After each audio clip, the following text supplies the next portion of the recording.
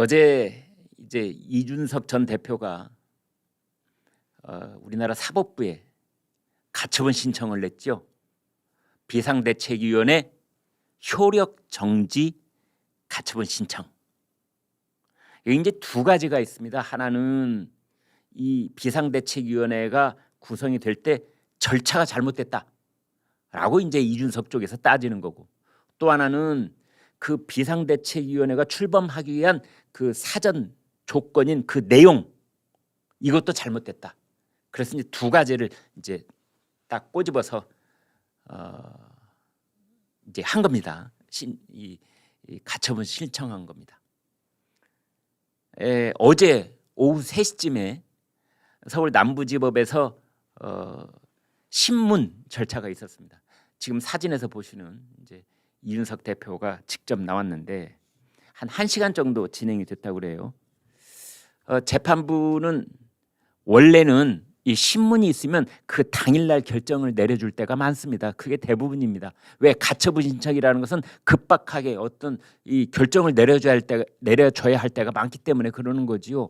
그래서 뭐 처음에는 어제 한 밤 12시 이전에 뭐 결정이 나오지 않는가 했는데 재판부가 정말 좀 신중히 판단을 해서 조만간 결정을 내리겠다 이렇게 말을 했습니다. 그러니까 오늘 혹은 내일 뭐 빠르면 이렇게 나올 수 있겠다 싶은데, 정치권에서는 이런 얘기도 합니다. 여당 지도부의 운명이 법원의 결정에 좌우가 되는 초유의 사태가 벌어졌다.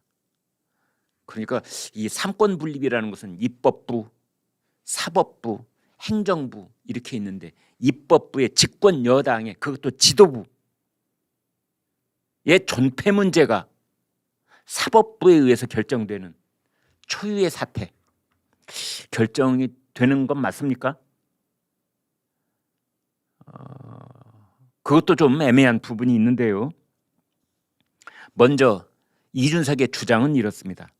배현진, 윤영석 등 일부 최고위원들이 사퇴를 선언한 이후에 비대위 전환을 위한 상임 전국위원회 소집 의결에 참여한 점이 중대한 절차적 하자다.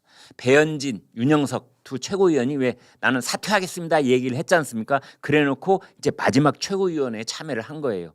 그러니까 어떻게 사퇴한 사람이 최고위원회에 참여를 하냐? 이건 절차적으로 잘못됐다는 게 이준석 쪽 주장입니다. 뭐 일흥 이렇게 시비를 붙을 수 있겠다 싶은 측면이 없는 건 아닙니다. 이제 여기에 대해서 국민의힘 측에서는 최고위원 사퇴가 효력을 발생하는 것은 사퇴서를 낸 시점부터다. 배현진, 윤영석 두 사람은 사퇴 의사만 밝혔을 뿐 사퇴서를 낸 건 아니기 때문에 법률적으로는 사퇴가 아니다. 여러분 어떻게 보십니까? 어느 쪽 주장이 맞다고 보시는지요? 이제 또 하나는 이제 이 비상대책위원회가 출범을 하기 위해서는 당헌 96조가 정한 바에 따른 비상 상황이어야 된다. 비상 상황이어야 비상대책위원회가 출범하는 것이다. 그런데 당 대표가 권위되지도 않았고 최고위원회의 기능이 상실되지도 않았는데 어떻게 이게 비상 상황이냐? 이렇게 또 그 부분을 시비를 붙은 겁니다. 국민의힘 쪽에서는 뭐라고 여기에 대해서 또 반대를 했느냐? 당원권 정지의 징계로 당대표 임기 2년 중에 6개월의 권한을 다할 수 없다면 그것이 비상 상황 맞다. 또 최고위원회 구성원 9명 가운데 5명이 사퇴를 선언했기 때문에 그것만으로도 최고위원회 기능이 상실된 것이다. 이렇게 맞붙어 있습니다. 여러분 생각 어떠십니까? 지금 국민의힘 비상 상황 맞습니까? 아닙니까? 네, 아무튼 이제 두 가지 중에 하나입니다. 서울 남부지법이 아마 지금 서울 남부지법이 아주 뒷말이 없도록 하기 위해서 결론은 이미 났지요. 결론은 이미 났습니다. 이렇게 시간을 걸리는 이유는 이걸 어떻게 설명하느냐, 그 법리를 어떻게 이것을 제시를 해야 이기는 쪽도 지는 쪽도 뒷말 없이 다 고개를 끄덕끄덕 수긍할 것인지, 더더군다나 국민들께서 어떤 결정이 내려지든 국민들이 우리 사법부가 현명한 판단을 했네라고 말씀하실 것인지, 그 이제 기초가 되는 법리적 근거에 대한 설명을 이제 하나씩 지금 정리를 하느라고 시간이 걸리는 것이지, 서울 남부지법의 판단은 이미 내려졌다고 저는 봅니다. 그러면 둘 중에 하나거든요. 기각이냐 인용이냐. 먼저 기각. 이준석, 너의 가처분 신청은 이유가 없어. 이미 비상대책위원회가 출범을 했는데 어디다 대고 시끄러. 이게 기각입니다. 기각이 되면 이준석 지구를 떠나야죠. 본인이 떠날 차례죠. 이철규 의원이 그랬더라고요. 지구를 떠나라고. 제가 한 말이 아닙니다. 이준석은 지구를 떠나라. 그럼 나는 호남 쪽에서 출마하겠다. 이철규 의원이 그랬습니다. 친윤석열 윤핵관이라고 뭐 그 이준석이 자꾸 욕설을 퍼붓는 사람이 바로 이제 이철규 의원인데, 이준석 네가 지구를 떠나라. 네가 가라 하와이. 네가 떠나. 윤석열 대통령 보고 떠나라고 했다며. 네가 윤석열 대통령이 당선되면 네가 떠난다고 했다며. 이제 법원 판단이 너 기각이니까 네가 떠날 차례야. 그러지는 않을 겁니다. 이준석 전 대표는 지금 책을 쓰겠다. 그리고 인터넷 커뮤니티를 이제 활발하게 활동을 해서 그 이준석 지지자들이 좀 있지 않습니까? 그 사람들과 함께 이제 정치 활동을 계속 해 나갈 요량인 것 같습니다. 어쩌면 이준석은 탈당할지도 모릅니다.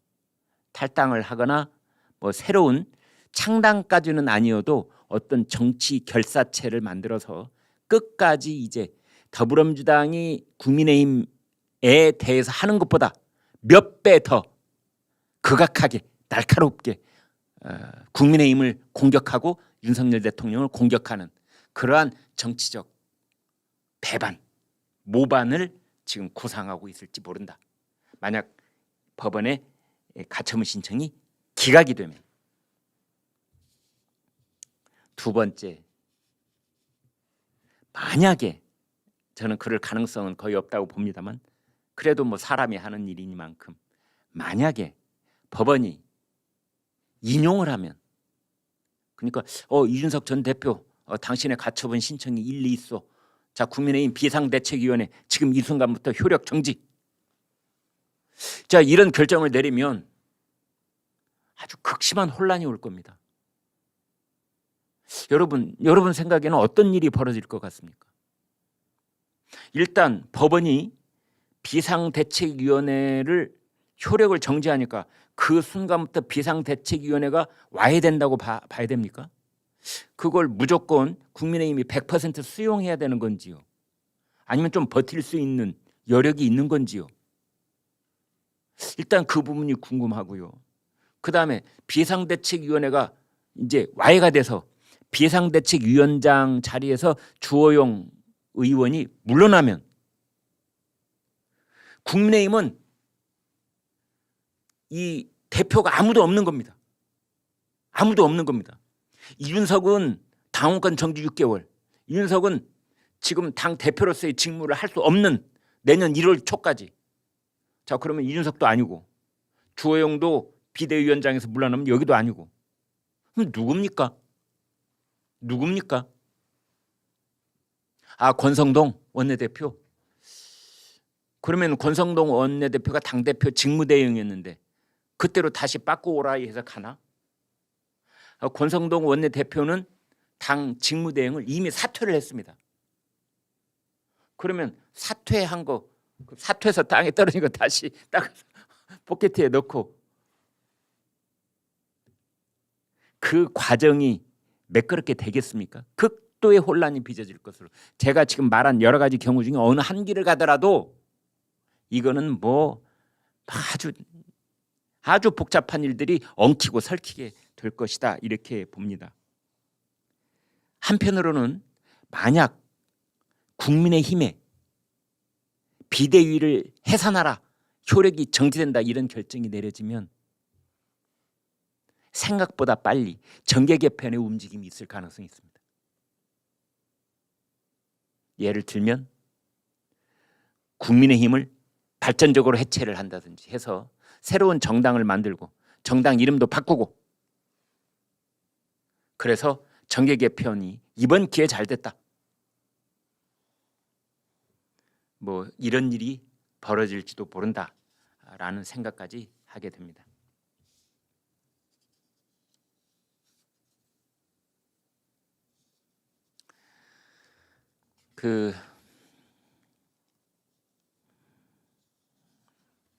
같이 유튜브를 하는 우리 동업자 이봉규, 저 이분 잘합니다.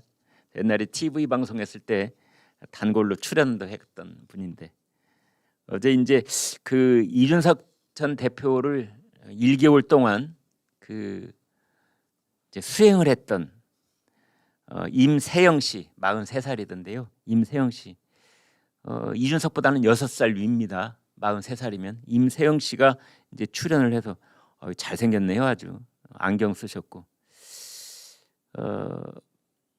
그 이준석의 인간성이 어떤 사람이다 이런 얘기를 했습니다. 밥을 잘 안 샀대요. 자기는 수행원이고 윤석이 대표고 이준석이 의원 지금 출마 후보인데 밥을 안 산답니다. 이렇게 말했습니다. 이준석 따라다니면서 운전도 해주고 이준석의 명함도 나눠줬다. 그런데 이준석은 밥을 안 샀다. 심지어 밥을 같이 먹어도 계산을 안 해준다. 바쁘게 돌아다니다 같이 이만 맞대고 밥을 먹는데 지 밥값 따로 내고 내 밥값 따로 내고, 그래서 내가 밥값 낸 적도 있다. 한두 번 먹고 그 뒤로는 이준석하고 밥 안 먹었다. 이준석은 인사를 안 했다. 이미 내 편이다 싶으면 인사를 절대로 안 했다. 자기한테 도움이 될 것 같은 사람한테만 인사를 했다. 지역국 주민들이 이준석이 인사를 안 해서 싸가지 없다고 난리였다. 선거 캠프에 나이 드신 어른들이 계속 오시는데 고개만 까딱하고 오셨어요 하고 끝이다. 자기를 돕겠다고 온 분들인데 일어나서 인사를 하는 게 상식 아니냐? 또 이준석은 계급에 집착했다. 군대 다시 온 줄 알았다. 자기가 대장이고 아랫사람에 대해서는 기본적인 태도가 무시하는 것 그 자체다. 캠프 사람들이 뭘 물어봐도 설명을 안 한다. 귀찮다는 듯이 단답형으로 네 아니요 하고 더 말을 안 한다. 기본적으로 태도가 더 문제다. 뭐 이런 얘기를 했습니다. 저도 뭐 할 얘기는 굉장히 많은데 저는 자제를 하겠습니다.